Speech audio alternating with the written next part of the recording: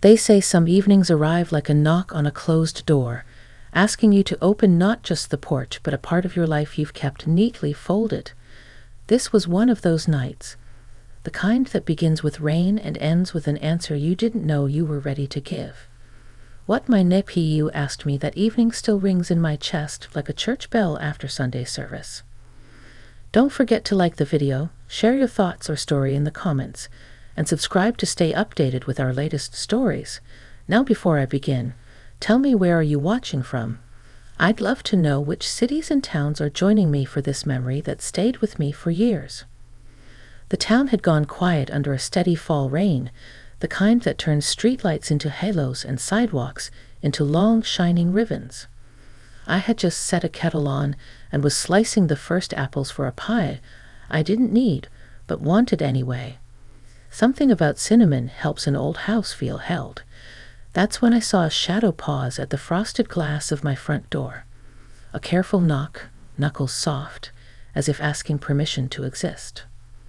When I'd opened it, there he was, taller than the last holiday, hair damp against his forehead, a backpack tugging at one shoulder like a patient dog on a leash.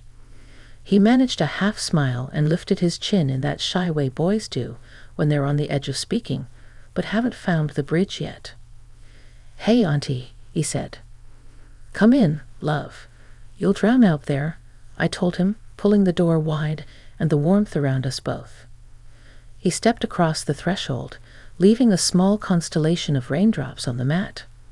His eyes drifted to the family photos along my hallway, birthdays, graduations, that snapshot of him as a little boy with a goldfish he'd won at the county fair.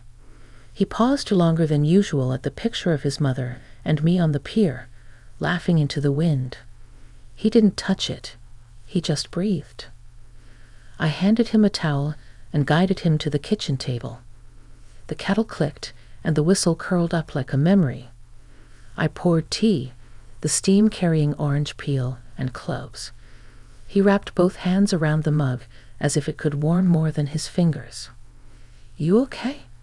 I asked, sliding the sugar across the table. He nodded, then shook his head, then did that quiet shrug that says a person is holding two truths and neither fits. The clock above the stove clicked in that calm, stubborn way clocks do. Outside, a car hissed past on the wet street. Inside, my old radio murmured a baseball game so faint it sounded like it belonged to another house. "I didn't tell Mom I was coming," he said. "She's at work." I waited. I've learned that the kindest thing you can give a person is room for their next sentence. He took one breath, then another. "I had a practice test today. For the apprenticeships." He glanced up, watching me register it. He'd been talking about that exam for months. "I did fine," he said, and I heard the quiet pride, and something else too. "Fine is good," I said. "Fine can be a bridge." He smiled at that, small, crooked, familiar, then looked past me toward the window where the rain stitched silver lines down the glass. The kitchen light made a soft island around us, as if the rest of the world had politely excused itself for the evening. "Auntie," he said, and his voice thinned, not with fear, but with weight.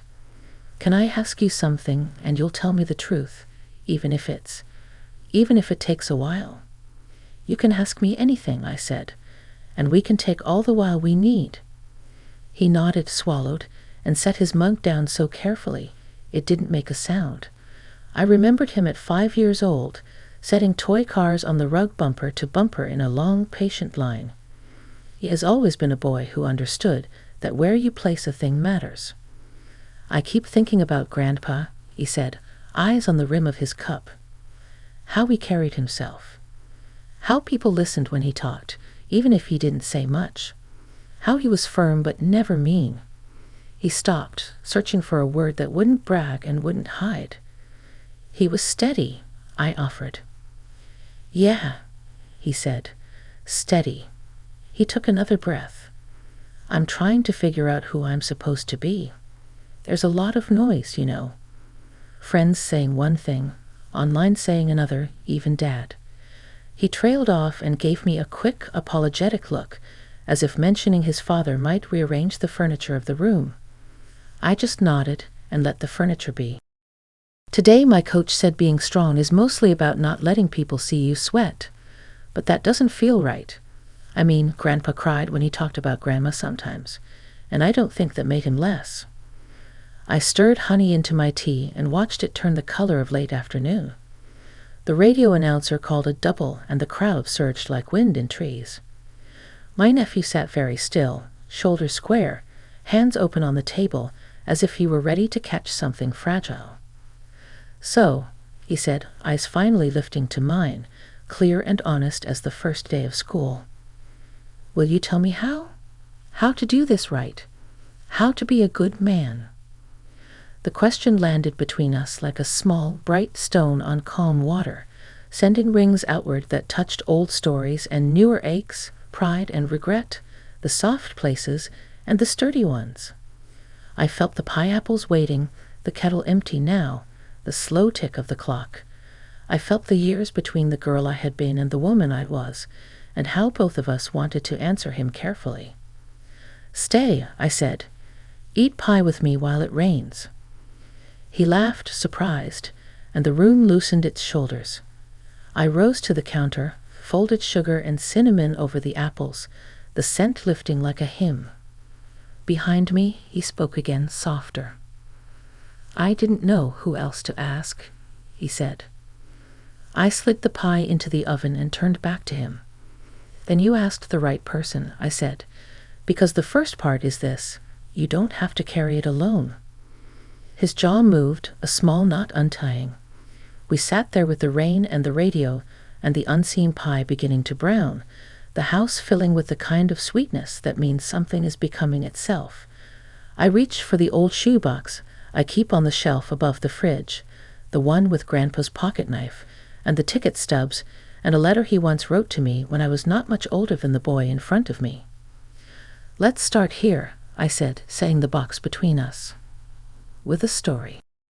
The rain didn't let up. If anything, it grew steadier, tapping at the windows like a polite guest who wasn't in any hurry to leave. The pie in the oven began to fill the kitchen with a warm, sweet perfume, and somehow that made the moment softer.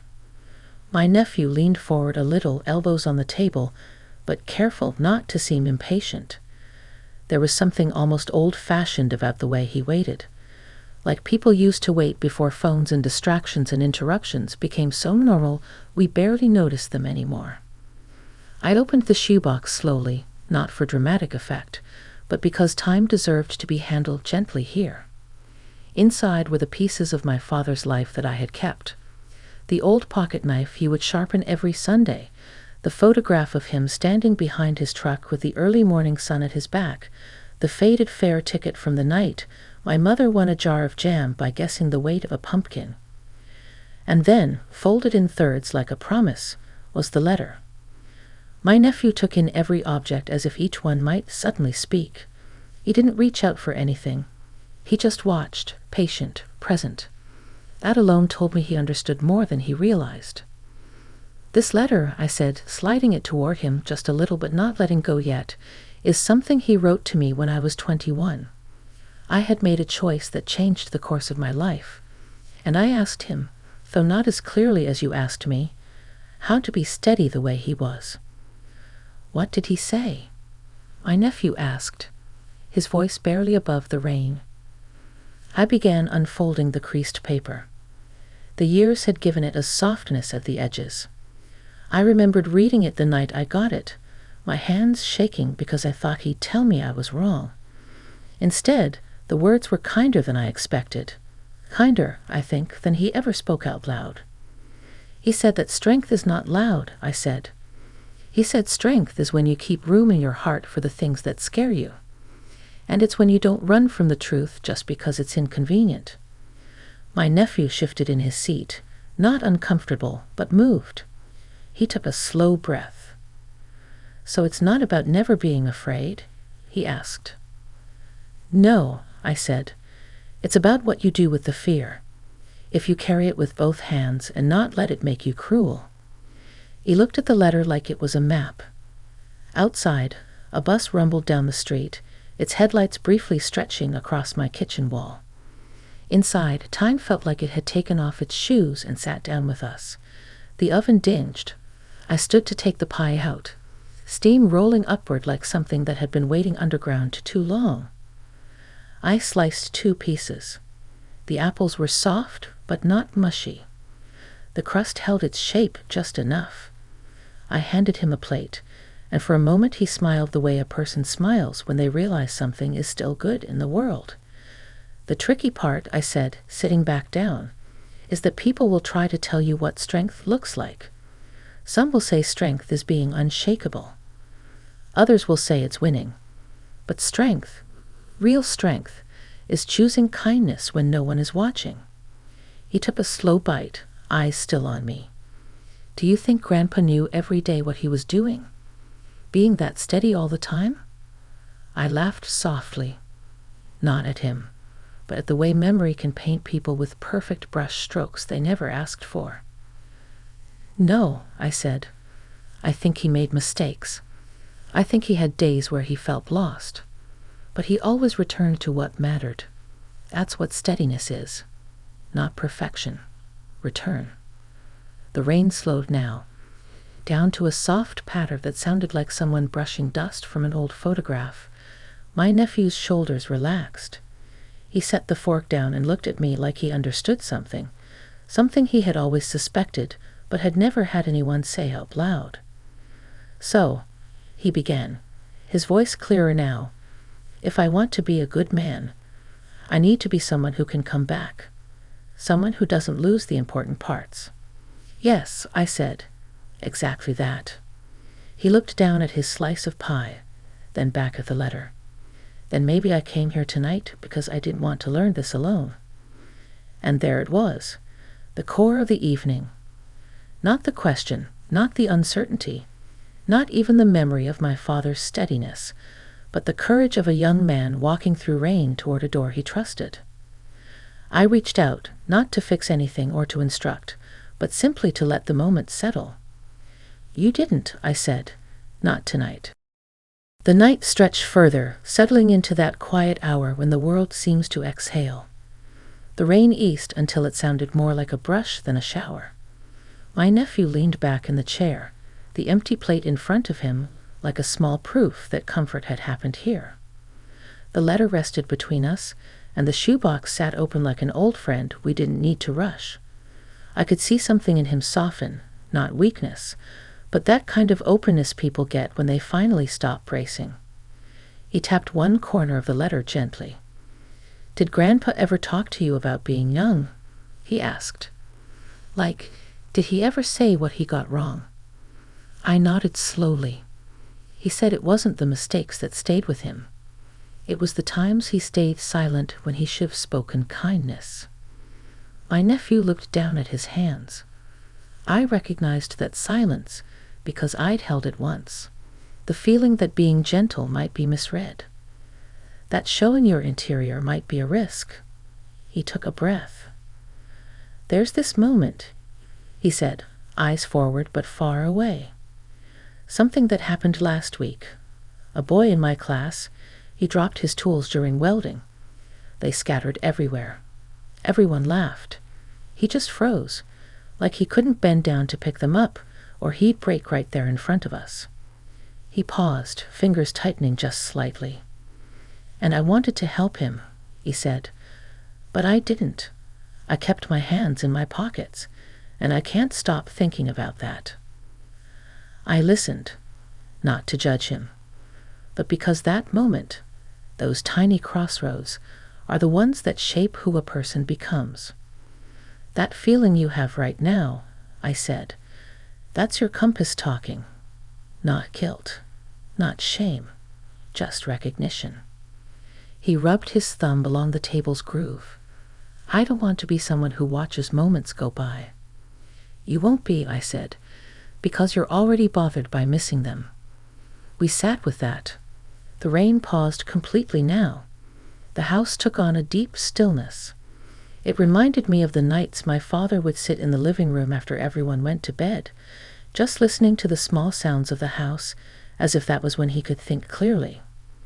"There's something else," my nephew said, hesitating. "My coach told us that if people see you question yourself, they'll eat you alive. He said doubt is weakness." I shook my head gently. "No," I said. "Doubt is the doorway to wisdom. People without doubt never question their own steps. They stomp loud to cover the silence." He raised his eyes, something relieved in his expression. "That makes more sense to me," he said, almost under his breath. The clock ticked, sounding warmer than before. The kitchen light cast long shadows across the floor. He looked toward the window. No rain now, just streetlights and damp pavement reflecting pale gold like a calm river. "You know what I wish?" he said quietly. "I wish I had known earlier that being thoughtful wasn't weakness." I smiled. "You're learning it now, and you'll teach someone else one day." We didn't rush. We didn't summarize. The night didn't demand conclusions. He breathed steadier. His shoulders sat level. The letter lying open had done its quiet job. Finally, he spoke again, voice more grounded, more certain. "So, when I walk into tomorrow, what should I do first? What's the first step?" He asked it not as a boy guessing, but as a young man ready to act. I leaned forward just slightly, speaking as if handing him something invisible yet solid. "The first step," I said, "is choosing one small moment tomorrow and being the person you needed in that welding class." He nodded slowly. And for the first time that evening, I saw in him not a question forming, but an answer beginning. The hour grew late, but the night didn't press on us the way it sometimes does when conversations grow heavy. Instead, it felt unrushed, almost gentle. The kind of night that would not come again in the same way. My nephew stood and walked a few slow steps toward the living room, as if he needed to stretch thought into space. I followed him quietly, both of us carrying mugs of warm tea now, no pie needed anymore. Just warmth. He sat on the sofa by the lamp, and I took my usual chair across from him. The old fabric creaked softly beneath us, like it approved. He looked at the framed photo of my father on the side table. My father's shoulders square yet relaxed, eyes calm, the hint of a half-smile that always seemed to say, "I see you," even when you don't say a word. My nephew breathed out. "It's strange," he whispered. "I never met him the way you did. I feel like I only know pieces. But tonight it feels like I can almost hear him." I folded my hands and nodded. Sometimes the people we lose continue their work through us. Wisdom doesn't vanish, it transfers, and sometimes it transfers quietly. He wiped the moisture from his hair with a towel again, though he was dry by now. I think it was more about touch than function. "And what about you?" he said. "What do you wish someone had told you when you were my age?" The question made me pause. Not because I didn't know, but because answering meant opening a drawer I rarely let anyone see. "I wish," I began softly, "someone had told me that you don't have to solve the whole picture at once, that it's okay to build your life one steady piece at a time. I wasted so many years thinking I needed a perfect plan, when all I needed was the courage to take one honest step." He leaned forward slightly. "Do you think I can do that?" "I already see you doing it," I said. He looked down at his fingers. They didn't tremble now. They rested, open, steady, on his knees. "You know," he said slowly, "I think part of why I came was because I felt this pressure to pick who I was supposed to be based on what others thought I should be. But tonight, I think I realized something." "What is it?" I asked. "That maybe being a man isn't about being bigger than someone else. Maybe it's about being bigger than your own fear." And that moment, just that sentence, felt like a door quietly unlocking. The house settled, pipes humming gently in the walls. Outside, the wet road glowed like polished coal. An occasional car passed, but softly, like it knew the world was sleeping.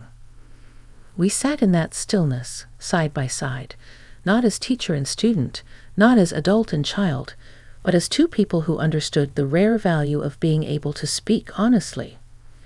Finally, he stood, slipping the letter carefully back into the shoebox, as if placing a seed in soil.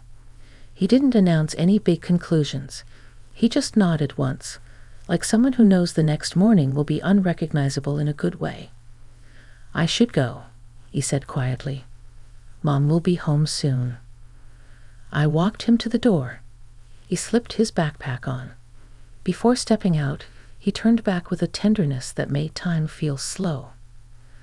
"Thank you," he said, "for not making fun of any of this, for not brushing me off."